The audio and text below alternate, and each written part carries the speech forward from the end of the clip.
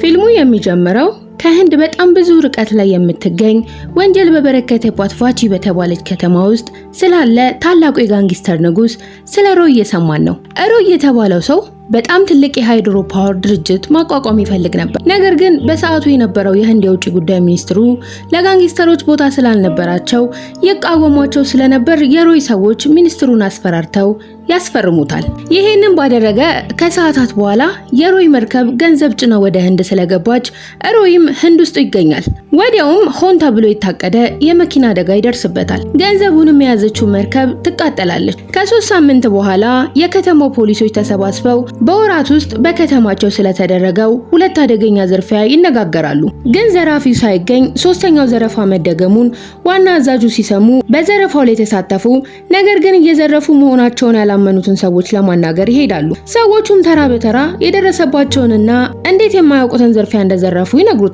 ግን አሁንም ወንጀለኛውን አላገኙትም። ምክንያቱም በመጨረሻ የዘረፉትን ወርቆች ለወንጀለኛው ያስረከበው ሰው ማየት አይችልም ነበር። ይሄ ነገር የፖሊሶቹን የበላይ አዛዥ ስላናደደው በዚህ ጉዳይ ላይ እንዲመረምር አንድ ድብቅ መርማሪ እንዳዘጋጀ ይነግራቸዋል። በመኪና አደጋ የሞተው የማፊያዎቹ አለቃ ሮይ ለ25 ዓመት የደበቀው ሚስጥር ነበረው። ይሄም ሚስጥር ሙሉ ጋንግስተሮቹን ረብሿቸዋል። ሮይ ለ25 ዓመት የደበቀው ከ5 ዓመት በፊት ሙሉ ቤተሰቡን ሲያጣ ቪሽዋንክ የተባለ ልጁ መትረፉ ነበረ። ቪሽዋንክ ወደ አባቱ ድርጅት ከሄደ በኋላ የቦርዱን አባላት ማግኘት እንደሚፈልግ ለአባቱ አማካሪዎች ይነግራቸዋል። ፖሊሶቹም የበላይ አዛዥ ወደ መረጡት ሚስጥራዊ መርማሪ ወደ ሆነው ወደ አሾክ ካር ቢሄዱም አሾክ ግን እነሱ መፍታት ያልቻሉት ወንጀል ስለሆነ ብቻውን እንደሚመረምር ይነግራቸዋል። በዚህ ሰዓት አምሪታ ናየር የተባለች መርማሪ አብራው እንደምትሰራ ሲያውቅ በሐሳባቸው ይስማማል። ይቺ ሴት አምሪታ ናየር ትባላለች። በስራዋ የተመሰከረላት ድንቅ መርማሪ ናት። አሾክ አምሪታን እንዳያት የልቡ በር ቢከፈትም ያገናኛቸው ስራ ስለነበረ የያዘችው ምርመራ በድንቅ ሁኔታ ያስረዳታል። ብዙም ሳይቆይ ቦታው ላይ የፖሊሶቹ አለቃ መጥቶ አምሪታን ከምርመራው ማንሳቱንና ቀጣዩ ስራዋ ላይ እንድታተኮር ይነግራታል። በማግስቱም ባትደሰትም አምሪታ እቃዋን ይዛ ወደ አዲሱ ቢሮዋ ትሄዳለች። አሾክንም ለመቃወም ፈልጋ ከስራው ይልቅ ቢሮአቸው ውስጥ የመጫወቻ ቦታ እንደበዛ ብትናገርም አሾክ ግን ቢሮ ውስጥ በነበረ መሳሪያ ኢላማ እንዴት መጠበቅ እንደሚቻል እንደሚለማመዱበት በማሳየት መጫወቻ ብቻ ሳይሆን አሪፍ መለማመጃ እንደሆነ ይነግራታል። ወዲያውም አሾክ ወርቅ ቤቱ የተዘረፈ ጊዜ የነበረ የካሜራ ቅጂ አስከፍቶ ለብዙ ወራቶች ያላገኙትን ወንጀለኛ አሾክ ፍንጭ እየሰጠ እንዲፈልጉት ያደርጋቸዋል። በተባሉት መሰረት ፖሊሶቹ ራሱን የሸፈነና ውድ ልብስ የለበሰውን ወንጀለኛ በማግኘታቸው ይገረማሉ። በሌላ በኩል የሮይ ድርጅት የቦርድ አባላት ስልጣኑን ለሮይ ልጅ ለቪሽዋንክ መስጠቱን እንደማይደግፉት ይናገራሉ። በዚህ ሰዓት ቪሽዋንክ ስለመጣ ወደ ህንድ ተጉዞ 2 ትሪሊየን ብር የት እንዳለ እንደሚያውቅ እንዲሁም ደግሞ ወደ አባቱ ድርጅት የተመለሰው የአባቱን ህልም ለማሳካትና የአባቱን ገዳይ ለማጥፋት እንደሆነ ይነግራቸዋል።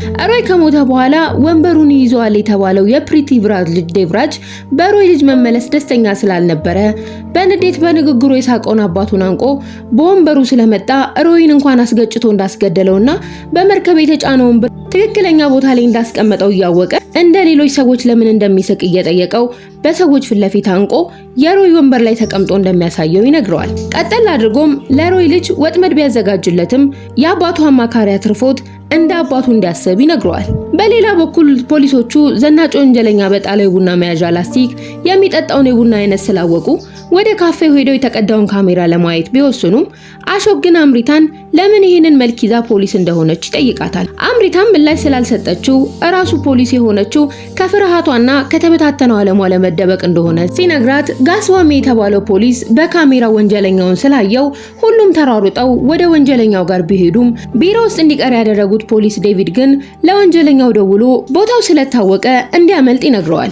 ወዲያውም ወንጀለኛው ጋዜጣ ላይ የሆነ ነገር ጽፎ ያመልጣቸዋል እና አሾክ ቦታው ላይ ሲደርሱ ወንጀለኛው ባይኖርም የኮፊ ሃውስ አስተናጋጁ የአሾክን ስም እየጠራ ያዘዘውን ቡና እንዲወስድ ይነግረዋል። በዚህ ሰዓት አምሪታም ወንጀለኛው ተጠቅሞ የነበረውን ጠረጴዛ ስትመረምር ወንጀለኛው ከጻፈበት ጋዜጣ ላይ አርማኒ የሚል ጽሑፍ ታገኛለች። በሌላ በኩል ቪሽዋንክ ከጠፋባቸው ብር በላይ የደበቁት ሀብት እንዳላቸውና ይሄንን ካዝና ለመክፈት ጥቁሩን ቦክስ ለማምጣት የሮይ ጠበቃ የሆነችው ካልኪ ወደ መንባይ ለመሄድ ወስናለች። እና አሾክ ወንጀለኛውን ለመያዝ ማስረጃ ስለሚያስፈልጋቸው ሲሰርቅ እጅ ከፍንጅ ለመያዝ የአርማኒ ዝግጅት ላይ ተገኝተዋል። ግን ወንጀለኛው አምሪታ ሰክራ ስለነበረች አሾክ እሷን ሲይዝ ያመልጣቸዋል። በዚህም የፖሊሶቹ አለቃ ተናዶ በድጋሚ ወንጀለኛው ያመለጠው በእሷ ምክንያት መሆኑን ይናገራል። ይህንን የሰማው አሾክ ወንጀለኛውን ክለብ ውስጥ አግኝቶት እንደነበረ፣ ጥቁሩን ቦክስ ካገኘ ቢሊዮነር እንደሚሆን የነገረውን ይነግራቸዋል። በሌላ በኩል ካልኪ ወደ ህንድ መታ የምትፈልገውን ጥቁር ሳጥን ካገኘች በኋላ በሞተር በመጡ ሰዎች ይተኮስባታል። ካልኪም የተደወለውን ስልክ አንስታ ለቪሽዋንክ ጥቃት እየደረሰባት እንደሆነ ትነግረዋለች። ቪሽዋንክም እሱ እያለ ማንም ሊያጠቃት እንደማይችል ተናግሮ በአልሞ ተኳሽ ሊያተርፋት ሲሞክር ቦታው ላይ የነበረችው አምሪታ በሞተር ከመጡት ተኳሾች ጋር ብትጋጠምም ጥቃቱን መቋቋም ስላልቻለች አሾክ መሃል ላይ ገብቶ ከሰዎቹ ጋር ተፋልሞ ያተርፋታል። አምሪታም ከተረፈች በኋላ ካልኪን ተከትላ ጥቁሩን ሳጥን እንዳስቀመጠችው ታውቃለች። በዚህ ስራዋም አለቃዋ ስላመሰገናት አምሪታ ተደስታ ከአሾክ ጋር ትቀራረባለች። ምሽት ላይ ወንጀለኛውም ፖሊሶቹም ጥቁሩን ሳጥን ወዳለበት ቦታ ለመግባት እቅድ ያወጣሉ። ግን የፖሊሶቹ አለቃ ጥቁሩን ሳጥን አሾክ እንዳያገኘው ከሚፈልገው ከፕሪቲ ቭራጅ ልጅ ከዴቭራጅ ጋር እንደሚሰራ እናውቃለን። በመቀጠልም ጥቁሩ ሳጥኑ ያለበት ቦታ ፖሊሶች ደርሰው ወንጀለኛ የተባለውን ሰው አሳደው ቢይዙትም አብሯቸው እንዲሰራ የታዘዘው አሾክ ወንጀለኛ ብለው የያዙት ሰው መሆኑን ያውቃሉ። ታዲያ ሌባው ማን ነበረ? መርማሪ ብለው የተቀበሉት ሰው ሲፈልጉት የነበረው ኃይለኛው ሌባ ሳሆ ነበረ። ይሄ ሁሉ የሆነው የፖሊሶች ሀከር የነበረው ዴቪድ ለሳሆ ስለሚሰራ የመርማሪውን የአሾክን ፎቶ በሳሆ ፎቶ ስለቀየረው ነበር። ሳሆ ከፖሊሶቹ ካመለጠ በኋላ በአንድ መዝናኛ ቦታ ከዴቪድ ጋር ሲዝናኑ ሳያስበው ጥቃት ይሰነዘርበታል። ጥቃት የሰነዘረችው ስለ ከዳትና ስለ ዋሻት የተናደደችው አሜሪካ ነበረች። ግን ወዲያው የፕሪቲ ቭራጅ ልጅ የዴቭራጅ ሰዎች በኃይለኛው ያጠቋቸዋል። አምሪታና ሳሆ ግን ለሁለት ሊያጠቋቸው የመጡትን ሰዎች ቢፋለሟቸውም የዴቭራጅ ሰዎች ሳሆን ይዘው ጥቁሩን ሳጥን ከሰጣቸው በሚሊዮን የሚቆጠሩ ዶላሮችን እንደሚሰጡት ይነግሩታል። ሳሆ ግን ምንም ሳይመልስላቸው ቦታው ላይ ጥሏቸው ይሄዳል። በማግስቱ አምሪታ ከፖሊስ ዲፓርትመንቱ በሱ ምክንያት እንደተባረረች ዋሽታ በመንገር ከሳሆ ጋር ሆና እየሰለለችው ለፖሊሱ ለአሾክ መረጃ ትሰጠዋለች። ብዙ የፍቅር ጊዜያትን አብሮ ካሳለፉ በኋላ የፖሊሱን የአሾክን ስልክና መልእክቶችን መመለስ ታቆማለች።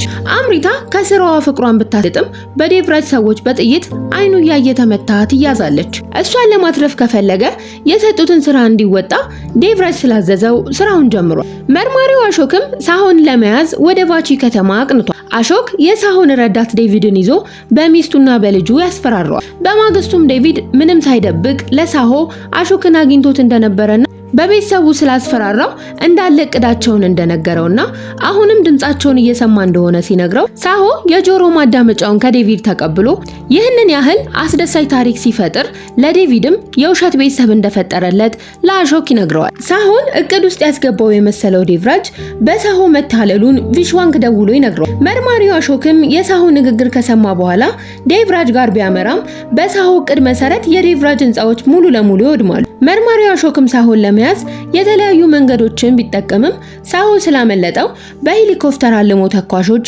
እንዲመታ ያደርጋል። በሄሊኮፕተር ውስጥም አምሪታ ስለነበረች ሳሆን ልታተርፈው ስትሞክር ከሄሊኮፕተሩ ላይ ልትወድቅ ስትል እግሯ ሄሊኮፕተር ውስጥ በነበረ ገመድ ስለተጠለፈ ወደ ላይ ለመውጣት ስትሞክር ገመዱ ይበጠስ። በዚህ ሰዓት ሳሆ እንደምንም በአየር ላይ ተንሳፎ ያተርፋታል። ግን በአሾክ እጅ ላይ ስለወደቀ ሳሆ በፖሊሶች ተይዟል። ዋናው ነገር ግን የቫጂን ፖሊሶች መሸወር ችሎ ነበር። ብሩን በሌላ በኩል አስመልጦ ባዶ ኮንቴነር ነበር ያስረከባቸው። ይህንን የሰማችው አምሪታም ወደ ዴቪድ ጋር ሄዳ ስለጠረጠረችው አለቃቸው ማጣራት ትጀምራለች። በዚህ ሰዓት የፖሊሶቹ አለቃ ሽንዴም ዴቭራጅ ሮይን ስለደገፉ ሙሉ የገጠሩን ህዝብ ወዳቃጠለበት ቦታ ይወስደዋል። በዛ ቦታም አስፈሪ የሚባሉ ማፊያዎች ሳሆን ያሰቃዩታል። አምሪታ አሌክስ የተባለውን ሰው ፈልጋ ካገኘችው በኋላ ሞምባይ ውስጥ እሷን ሲያያት ለምን እንደሮጠ ትጠይቀዋለች።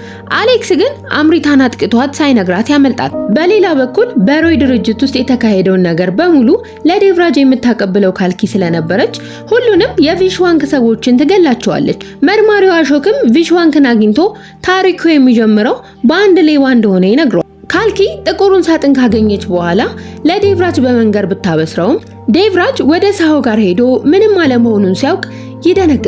ቢሆንም ብዙ ማፊያዎችን በድጋሚ ያዘንብበት። መርማሪው አሾክ ሙምባይ ውስጥ የተዘረፉት ሶስቱን ዘረፋዎች ሲያጣራ የተዘረፈው የሮይ ድርጅት ገንዘብ መሆኑን እንዳወቀ፣ ይሄ ዘረፋ ሆን ተብሎ የተጻፈ ታሪክ እንደሆነ፣ በዚህ ዘረፋ አስታቦ ሳሆ ፖሊሶችን እንዳታለለ፣ ጥቁሩን ሳጥን እንደወሰደና የዴቭራጅን ብዙ ነገር እንዳወደመ ይነግሯል። ካልኪም ጥቁሩን ሳጥን ይዛ የተዘጋበትን ካዝና ስትከፍት በዚህ ካዝና ውስጥ ብዙ ፎቶዎችን ታያለች።